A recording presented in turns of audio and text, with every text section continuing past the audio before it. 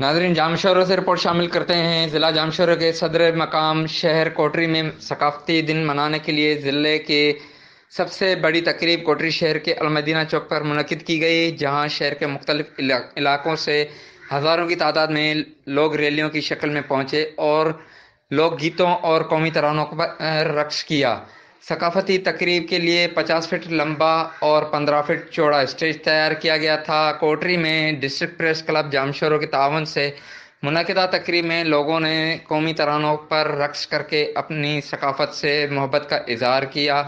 District press club کے صدر دھنی بخش باریجو اور اسماعیل باریجو، صحافی شوکت میمن، نوید راجپوت نے خطاب کرتے ہوئے کہا کہ ثقافتی دن سندھ کے سیکولر اور روشن خیال سوچ کی عکاسی کرتا ہے، کیونکہ یہ دن دنیا کو امن کا پیغام دیتا ہے اور بتاتا ہے کہ سندھی قوم دنیا کی عظیم تر قوم ہے۔